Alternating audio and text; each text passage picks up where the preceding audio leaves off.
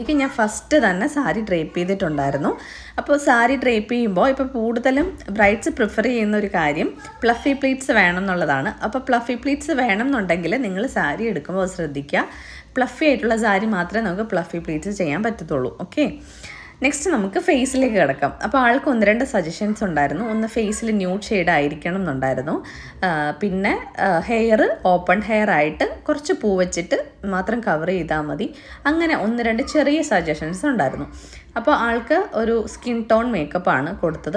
സെറ്റിലായിട്ടുള്ള ഒരു ഐ മേക്കപ്പാണ് കൊടുത്തിട്ടുണ്ടായിരുന്നത്. ഇപ്പോൾ നേരത്തെയൊക്കെ എന്ന് പറയുമ്പോൾ ഒരു സാരിയുടെ ഷെയ്ഡൊക്കെ നോക്കിയിട്ടാണ് എപ്പോഴും ഐ മേക്കപ്പ് കൊടുക്കുന്നത്. പക്ഷേ ഇപ്പം അങ്ങനെയല്ല. ഏത് തരത്തിലുള്ള സാരി ഡ്രസ്സിൻ്റെ കളർ ഏതാണെങ്കിലും ഫേസിന് ചേരുന്ന രീതിക്ക് ഒരു സെറ്റിലായിട്ടുള്ള വളരെ ലൈറ്റായിട്ടൊരു ഐ മേക്കപ്പാണ് എല്ലാവരും പ്രിഫർ ചെയ്യുന്നത്.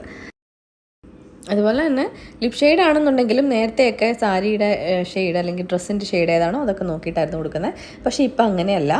സാരി റെഡ് ആണെങ്കിൽ പിങ്ക് കളറിൽ ലിപ് ഷെയ്ഡ് കൊടുക്കാറുണ്ട്, നല്ല ന്യൂഡ് ഷെയ്ഡ്സ് കൊടുക്കാറുണ്ട്, പേസ്റ്റൽ ഷെയ്ഡ്സ് കൊടുക്കാറുണ്ട്. അപ്പോൾ പക്ഷേ അത് ആ ഒരു മേക്കപ്പിനെ ഡിപ്പെൻഡ് ചെയ്തിട്ടായിരിക്കും എപ്പോഴും നമ്മളൊരു ലിപ് ഷെയ്ഡ് കൊടുക്കുന്നത്.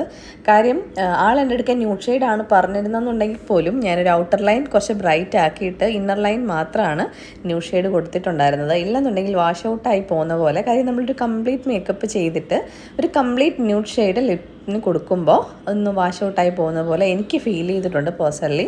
അപ്പോൾ അതുകൊണ്ടാണ് ഞാനൊരു നല്ല ബ്രൈറ്റ് ആയിട്ടുള്ള ഒരു ഔട്ടർ ലൈൻ കൊടുത്തിട്ട് ഇന്നർ ലൈൻ മാത്രം ന്യൂഡാക്കിയിട്ടുണ്ടായിരുന്നത്. മുല്ലപ്പൂ നമ്മൾ വെച്ചിട്ടുണ്ടായിരുന്നത് മുടി ഒരുപാട് ഒതുങ്ങി പോകാത്ത രീതിക്ക് മേളിലെ ഒരു ലൈനിൽ മാത്രമാണ്. ലൈൻ മീൻസ് താഴെ കൂടെ സാധാരണ നമ്മൾ ബ്രൈഡ്സിന് എപ്പോഴും പൂവ് വെക്കാറുള്ളത്. പക്ഷേ ഇത് മുകളിൽ മാത്രമേ നമ്മൾ വെച്ചിട്ടുണ്ടായിരുന്നുള്ളൂ. കാര്യം ഫേസിന് കാണണം എന്ന ഒരുപാട് അങ്ങ് മുടി ഒതുങ്ങി പോകുന്ന രീതിക്ക് വേണ്ട എന്ന് ആൾക്ക് ഒരു സജഷൻ ഉണ്ടായിരുന്നു. അപ്പോൾ ആ ഒരു സജഷനും കൂടെ മാനിച്ചുകൊണ്ട് നമ്മളിങ്ങനെ പൂ വെച്ചിട്ടുണ്ടായിരുന്നത്. പിന്നെ പൂവിന് ഇപ്പോൾ എനിക്ക് തോന്നുന്നു ഒരു മുഴ 200 രൂപ വരെയും പൂവിനുണ്ട്. അപ്പം നമ്മളൊരു 8 മുഴമാണ് ഇപ്പോൾ ഈ ഒരു ആവശ്യത്തിന് വേണ്ടിയിട്ട് വെച്ചത്. 18 മുഴം വരെയാണ് നമ്മൾ ബ്രൈഡിന് സാധാരണ പറയുന്നത്. അത് വെച്ച് വരുമ്പോൾ അതായത് ഓരോ തരത്തിൽ പൂ വെക്കുന്നതിനനുസരിച്ച് പൂവ് നമുക്ക് കൂടുതൽ വേണ്ടി വരാറുണ്ട്. അപ്പോൾ ഏതായാലും ആൾക്കൊരു 8 മുഴത്തിൻ്റെ ആവശ്യം ഉണ്ടായിരുന്നുള്ളൂ. പിന്നെ ആൾ കേരള ഓർണമെൻറ്റ്സ് ആണ് ഇട്ടിട്ടുണ്ടായിരുന്നത്. ഏറ്റവും ടോപ്പിൽ മാത്രം ഒരു നഗാസ് പോലെയുള്ള ഒരു ഓർണമെൻ്റ് ആയിരുന്നു ഉണ്ടായിരുന്നത്. പിന്നെ അതിനോട് ചേരുന്ന ഒരു ഹിപ്പ് ചെയിനാണ് നമ്മൾ കൊടുത്തിട്ടുണ്ടായിരുന്നത്. പിന്നെ ഹാങ്ങിങ്സ് ആയിട്ട് ഇയർ ചെയിനും കൊടുത്തിട്ടുണ്ടായിരുന്നു. പിന്നെ നന്നായിട്ട് ചേരുന്ന ഒരു നെറ്റിച്ചുട്ടി നോക്കിയിട്ടാണ് ആൾക്ക് വെച്ചിട്ടുണ്ടായിരുന്നത്. പിന്നെ ഹെയർ സ്റ്റൈൽ നമ്മൾ സെൻറ്റർ പാർട്ടീഷനിലാണ് ചെയ്തിട്ടുണ്ടായിരുന്നത്.